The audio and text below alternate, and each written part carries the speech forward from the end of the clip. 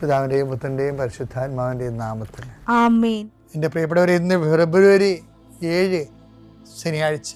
അമ്മേ പരിശുദ്ധ അമ്മേ, അമ്മേ പരിശുദ്ധമേ, ദൈവമാതാവേ, കൃപാസനത്തിലൂടെ ഞങ്ങളുടെ ദേശത്തിനും അമ്മ മധ്യസ്ഥം തേടി തന്ന എല്ലാ അനുഗ്രഹങ്ങൾക്കും കൃപകൾക്കും ഞങ്ങളിപ്പോൾ ഹൃദയം നിറഞ്ഞ നന്ദി പറയുന്നു.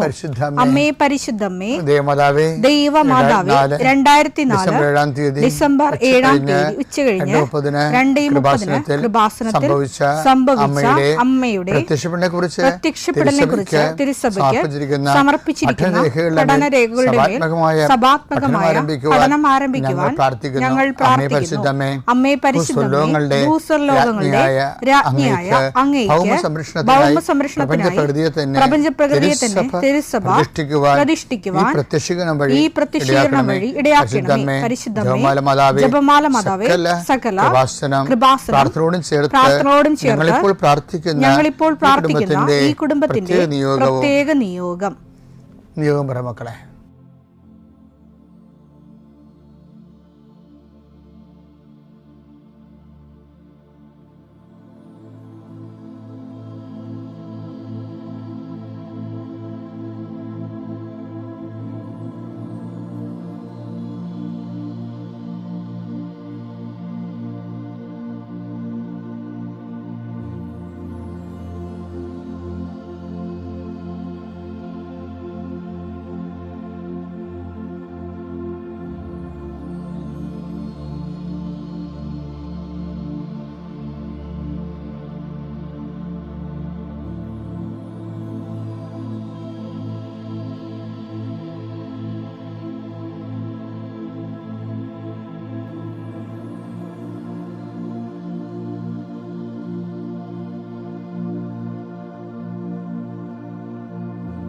അമ്മയുടെ പ്രത്യക്ഷീകരണത്തിന്റെ ഈ അനുഗ്രഹവേളയിൽ ഞങ്ങൾക്ക് സാധിച്ചു തരുവാൻ കനിയണമേ. ആമേൻ. വിശ്വാസ പ്രമാണം.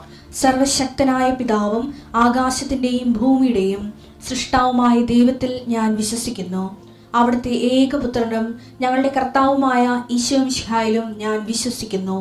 ഈ പുത്രൻ പരിശുദ്ധാത്മാവിനാൽ ഗർഭസ്ഥനായി കന്യകാമറിയത്തിൽ നിന്ന് പിറന്ന് പൊന്തിയോസ് പീലാത്തോസിന്റെ കാലത്ത് പീഡകൾ സഹിച്ച് കുരിശിൽ തറയ്ക്കപ്പെട്ട് മരിച്ച് അടക്കപ്പെട്ട് പാതാളങ്ങളിൽ ഇറങ്ങി മരിച്ചവരുടെ ഇടയിൽ നിന്ന് 3-ാം നാൾ ഉയർത്ത് സ്വർഗത്തിലേക്ക് എഴുന്നള്ളി സർവശക്തിയുള്ള പിതാവായ ദൈവത്തിന്റെ വലതുഭാഗത്തിരിക്കുന്നു. അവിടെ നിന്ന് ജീവിക്കുന്നവരെയും മരിച്ചവരെയും വിധിക്കുവാൻ വരുമെന്നും ഞാൻ വിശ്വസിക്കുന്നു. പരിശുദ്ധാത്മാവിലും ഞാൻ വിശ്വസിക്കുന്നു. വിശുദ്ധ കത്തോലിക്കാ സഭയിലും പുണ്യവാന്മാരുടെ ഐക്യത്തിലും പാപങ്ങളുടെ മോചനത്തിലും ശരീരത്തിന്റെ ഉയർപ്പിലും നിത്യമായ ജീവിതത്തിലും ഞാൻ വിശ്വസിക്കുന്നു. ആമേൻ.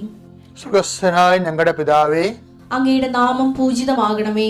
അങ്ങയുടെ രാജ്യം വരണമേ. അങ്ങയുടെ തിരുമനസ് സ്വർഗത്തിലെ പോലെ ഭൂമിയിലും ആകണമേ. അന്നു വേണ്ടുന്ന ആഹാരം ഇന്ന് ഞങ്ങൾക്ക് തരണമേ. ഞങ്ങളോട് തെറ്റ് ചെയ്യുന്നവരോട് ഞങ്ങൾ ക്ഷമിക്കുന്നത് പോലെ ഞങ്ങളുടെ തെറ്റുകൾ ഞങ്ങളോടും ക്ഷമിക്കണമേ. ഞങ്ങളെ പ്രലോഭനത്തിൽ ഉൾപ്പെടുത്തരുതേ, തിന്മയിൽ ഞങ്ങൾ രക്ഷിക്കണമേ. ആമേൻ. നന്മ നിറഞ്ഞ മറിയമേ, സ്വസ്തി. കർത്താവ് അങ്ങയുടെ കൂടെ സ്ത്രീകളിൽ അങ്ങ് അനുഗ്രഹിക്കപ്പെട്ടവളാകുന്നു. അങ്ങയുടെ ഉദരത്തിൻ ഫലമായി ഈശോ അനുഗ്രഹിക്കപ്പെട്ടവനാകുന്നു. പരിശുദ്ധ മറിയമേ, തമ്പുരാന്റെ അമ്മേ, പാപികളായ ഞങ്ങൾക്ക് വേണ്ടി ഇപ്പോഴും ഞങ്ങളുടെ മരണസമയത്തും തമ്പുരാനോട് അപേക്ഷിക്കണമേ. ആമേൻ. കർത്താവേ, നിന്റെ ഉന്നതമായ നാമത്തിന് സ്തോത്രം ചെയ്യുന്നു. കർത്താവേ, നിന്റെ വിശുദ്ധ പൗരോഹിത്യത്തെ മഹത്വപ്പെടുത്തണം. 40 വർഷം ഞാൻ അർപ്പിച്ച കുർബാനയുടെ യോഗ്യതയാൽ കൃപാസ്ഥാനത്താറെ ജീവനോടെ പ്രത്യക്ഷപ്പെട്ട പരിശുദ്ധ അമ്മയുടെ മാധ്യസ്ഥതയിലെ ഞാൻ അങ്ങയുടെ മക്കൾക്ക് വേണ്ടി പ്രാർത്ഥിക്കുന്നു. അമ്മേ, പണിക്ക് പോയിരിക്കുന്ന അപ്പൻ രാത്രി ഭക്ഷണത്തിലുള്ള വകയും കൊണ്ടുവരുമെന്ന് വിചാരിച്ചുകൊണ്ട് അമ്മയും മക്കളും കാത്തിരിക്കണ പോലെ ജീവിതത്തിൻ്റെ ഓരോ വിഷയങ്ങളിൽ ഘടകങ്ങളിലേക്ക് കടന്നു പോകാൻ വേണ്ടി ഈ പ്രാർത്ഥനയും കാത്തിരിക്കുന്ന അനേക ആയിരങ്ങളുണ്ട് ഈശോയെ, ലോകം മുഴുവനും. ആ മക്കളെയെല്ലാം ഞാൻ ഈ സമയത്ത് ഓർക്കുന്നു. ഓർത്തുകൊണ്ട് അമ്മയുടെ മധ്യസ്ഥതയിൽ ഈശോയ്ക്ക് മക്കളെ നിങ്ങളെ ഏൽപ്പിക്കുന്നു. കർത്താവ്, ഇന്ന് ആശുപത്രിയിൽ പോകുന്നവരുണ്ട് ഈശോയെ. ഇന്ന് ഓപ്പറേഷന് ഡേറ്റ് ഇട്ടിട്ടുള്ളവരുണ്ട്. ഈശോ, അവരെ ഞാൻ ഈശോയ്ക്ക് സമർപ്പിക്കുന്നു. കർത്താവ് അവരെ സന്ധിക്കുകയും സമാധാനിപ്പിക്കുകയും ചെയ്യട്ടെ. ഇന്ന് സ്കാനിങ്ങിന് പോകുന്നവരുണ്ട്. ഇന്ന് ടെസ്റ്റിന് രക്തവും മറ്റു കാര്യങ്ങളും ടെസ്റ്റിന് കൊടുത്ത് റിസൾട്ടിന് പോകുന്നവരുണ്ട്. കർത്താവ് അവർക്കെല്ലാം അനുകൂലമായ റിസൾട്ട് കിട്ടാൻ ഞാൻ മക്കളെ ഈശോ നാമത്തിൽ ആശീർവദിക്കുന്നു. ഇന്ന് പ്രസവം നിശ്ചയിച്ചിരിക്കുന്നവരുണ്ട്. അത് ഓപ്പറേഷൻ ആകല്ലേ എന്ന് പ്രാർത്ഥിക്കുന്നവരുണ്ട്. ചിലർ ഓപ്പറേഷൻ ആകണമേ എന്ന് പ്രാർത്ഥിക്കുന്നവരുണ്ട്. കർത്താവേ, എന്താർക്കും ഓരോരുത്തരും അനുയോജ്യമായതും അവർക്ക് സന്തോഷം തോന്നണമെന്നുമായ കാര്യങ്ങൾ ചെയ്യാൻ നീ അവരെ ഈശോ അവരെ അനുഗ്രഹിക്കണമേ. എൻ്റെ കർത്താവിൻ്റെ ഉന്നതമായ നാമത്തിൽ, സഭയുടെ അധികാരത്തിൽ, കുരിശിൻ്റെ അടയാളത്തിൽ, ദൈവത്തിൻ്റെ ശക്തിയാൽ നിൻ്റെ എല്ലാ ജീവിത തടസ്സങ്ങളെയും നീ ആഴ്ച നേരിടാൻ പോകുന്ന മുഴുവൻ ദോഷങ്ങളെ ഈശോ നാമത്തിൽ ബന്ധിക്കുന്നു. പിതാപുത്രനും പരിശുദ്ധാത്മാശ്വര നീക്കുവാണ്.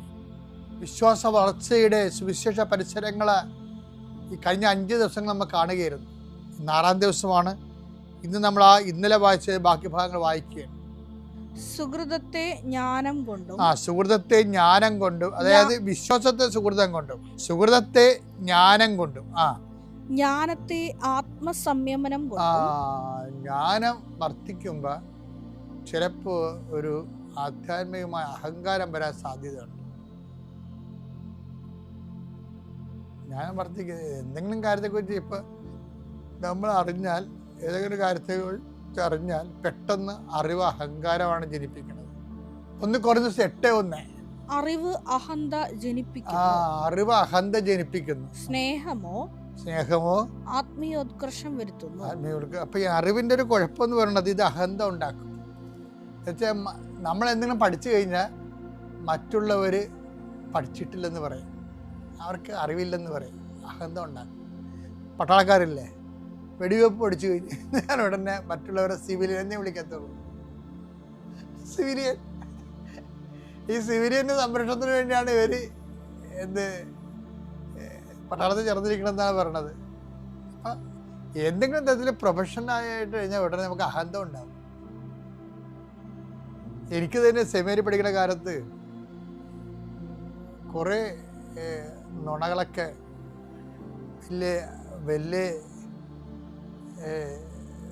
ശാസ്ത്രീയ കണ്ടുപിടുത്തം പോലെയൊക്കെ ചിലവരൊക്കെ തട്ടിവിടാൻ ഞാൻ കേട്ടിട്ടുണ്ട്. ചെങ്കടല പിളർത്തി എന്ന് പറഞ്ഞാൽ അവർ ചെങ്കടല പിളർത്തിയൊന്നും അല്ലത്, അത് വേലിയിറക്ക സമയമായിരുന്നു. അപ്പോഴാണ് മോസസ് കൂട്ടരും ആ വേലിയിറക്ക സമയത്താണ് ചെങ്കടല കടന്നു പോയത്. ഇങ്ങനെ കുറേ കാര്യങ്ങൾ ഇവർ പറയും. കർത്താവ് 5000 തീറ്റി പറ്റുമെന്ന് പറഞ്ഞപ്പോൾ കർത്താവ് അപ്പം വർദ്ധിപ്പിച്ചില്ല, മറിച്ച് പെസഹക്കാലമായിരുന്നു. അതിൽ ജെറുസലേമിലേക്ക് പോയ ആൾക്കാരുടെ ഇടയിലെല്ലാം അപ്പം ഉണ്ടായിരുന്നു, അവരോട് പങ്കുവെക്കാനാണ് ഈശോ പറഞ്ഞതെന്ന് വിമോചന ദൈവശാസ്ത്രജ്ഞന്മാർ പറയും. ഇങ്ങനെ പുതിയ പുതിയ നോളജുകൾ വരുമ്പോൾ ഇത് കേൾക്കണവർക്കില്ല, എന്നാലും പുതിയ കാര്യം കേട്ടപ്പോൾ അഹന്ത ഉണ്ടാവുമായിരുന്നു. അപ്പോൾ എനിക്കുണ്ടായിരുന്ന ചെറിയ അഹന്തയൊക്കെ, പക്ഷെ ഞാനൊരു കണക്കിന് രക്ഷപ്പെട്ടത്. അതായത് കഴിഞ്ഞാൽ എനിക്ക് മനസ്സിലായി ഇത് സാത്താൻ സഭയിൽ പ്രവർത്തിച്ചിരിക്കുന്നതിൻ്റെ പിണിയാളുകളായിട്ട് ഇറക്കിയിരിക്കുന്ന ആൾക്കാരാണെന്ന് മനസ്സിലായി. സുവിശേഷത്തിൻ്റെ ശക്തി ചോർത്തിക്കളയുന്ന എല്ലാ റാഷണലൈസേഷനും യൂറോപ്യൻ സഭ എവിടെയാണ് കൊണ്ടേ ആക്കിയത് അവിടെ നമ്മളെയും കൊണ്ടേ ആക്കും. വേറെ ചരിത്രമൊന്നും പറയേണ്ട കാര്യമില്ല, ചരിത്രമൊന്നും പറയേണ്ട കാര്യമില്ല. എല്ലാ കാര്യങ്ങളിലും ഈ റാഷണലൈസേഷൻ സഭയിൽ വന്നതിന് ശേഷം ദൈവിക പദ്ധതികളുടെ കഴുത്തിനാണ് അത് കത്തിവെച്ചത്. അറിഞ്ഞില്ല. കർത്താവിൻ്റെ അത്ഭുതങ്ങളെ നമ്മളിന്ന് എല്ലാ ദിവസവും കാണുന്ന ഒരു സ്ഥലമാണ് കൃപാസനം. പക്ഷെ അത് എന്തുകൊണ്ടാണ് അത്ഭുതങ്ങളായിട്ട് ജനങ്ങൾ ഇന്നും ആശ്വാസം പ്രാപിക്കുന്നത്? ഞാനെന്നൊരു വിശ്വാസി അവിടെ ഈ അത്ഭുതങ്ങളെ അംഗീകരിക്കുന്നത് കൊണ്ടാണ്. എൻ്റെ സ്ഥാനത്ത് വേറെ ആൾ വന്ന് ബുദ്ധിപരമായിട്ടാണ് വിഷയം കാണുന്നുണ്ടെങ്കിൽ കർത്താവ് ചാപ്റ്റർ ക്ലോസ് ചെയ്ത് അയാളെയും ക്ലോസ് ചെയ്യും, പ്രസ്ഥാനം ക്ലോസ് ചെയ്യും. ഒരു സംശയമില്ല കാര്യത്തിൽ. കാര്യം ദൈവികമായ പദ്ധതികളെ എളിമയോടെ അംഗീകരിക്കണം. വിശ്വാസം നമുക്ക് നൽകേണ്ടത് എളിമയും ദൈവിക പദ്ധതികളോടുള്ള ഒരു സമർപ്പണവുമാണ് ശരിക്കും വരണത്. അങ്ങനെ അതല്ലേ അമ്മ പ്രത്യക്ഷപ്പെടാൻ കാരണം. അല്ലെങ്കിൽ എന്തുകൊണ്ട് അമ്മ പ്രത്യക്ഷപ്പെട്ടു? ഞാൻ ഇങ്ങനെയുള്ള കാര്യങ്ങളെ, ദൈവികമായ ഇടപെടലുകളെയും അതേ ഒരു ഭവ്യതയോടെ കൃത്യതയോടെ ഏറ്റെടുക്കും. അതിന് ഞാനൊരിക്കലും യുക്തി കൊണ്ടുവന്ന് അതിൻ്റെ അകത്ത് കയറ്റി ദൈവത്തിന് യുക്തിയുടെ ഒരു ഉപകരണമാക്കത്തില്ല ഒരിക്കലും. നമ്മളെപ്പോഴും ശ്രദ്ധിക്കണം ആ വിഷയത്തിൽ. കർത്താവ് ഇന്നും വിടുതൽ നൽകുന്നതിന് അത്ഭുതം പ്രവർത്തിക്കണം. അല്ലാതെ ഒരു കാലത്ത് കർത്താവ് അത്ഭുതം ചെയ്തിരുന്നു, ഇന്ന് ചെയ്തില്ലെന്ന് പറയണത് എന്തൊരു നോൺസെൻസാണ്. ഒരു കാലത്ത് അത്ഭുതം ചെയ്തിരുന്ന കർത്താവ് ഇന്ന് ചെയ്യുന്നില്ലെന്ന് പറയുന്ന കുറേ ആൾക്കാർ ഞാൻ കണ്ടിട്ടുണ്ട്. അത് ഇന്ന് ചെയ്യാഞ്ഞിട്ടല്ല, ഇന്ന് ചെയ്തിട്ട് കാര്യമില്ലാത്ത അണ്ണന്മാരുടെ എണ്ണം കൂടി. അവിടെയാണ് വിഷയം വേണ്ടത്. അതായത് സിമ്പിളായിട്ട് വിശ്വസിച്ച് ആത്മാർത്ഥമായിട്ട് ദൈവിക വഴികളെ കണ്ടുപിടിച്ച് മനസ്സിലാക്കാനുള്ള കഴിവ് പോയി. ആര് കളഞ്ഞെന്ന് ചോദിച്ചു കഴിഞ്ഞാൽ ഇതുപോലെയുള്ള ശാസ്ത്രീയ ആവശ്യമില്ലാത്ത സ്ഥലത്ത് ശാസ്ത്രം കുത്തിക്കയറ്റി സഭാപരമായ കാര്യങ്ങൾ ശാസ്ത്രീയമായി പഠിപ്പിക്കാൻ വേണ്ടി ഉള്ള ശ്രമങ്ങൾ നടത്തി വന്നപ്പോൾ എന്നാ പറ്റി? പാക്കപ്പലിനുള്ള കാറ്റും കൊണ്ട് ദൈവത്തിൻ്റെ വഴിക്ക് പോയി. അതല്ലേ സംഭവിക്കുന്നത്. അപ്പം വിശ്വാസത്തെ എപ്പോഴും നമ്മൾ ശ്രദ്ധിക്കേണ്ടത്, അറിവ് അഹന്ത ജനിപ്പിക്കും. അപ്പം നിനക്കൊരു അഹന്തയുണ്ടെങ്കിൽ നീ അവിശ്വാസിയാണെന്ന് ഓർക്കണം.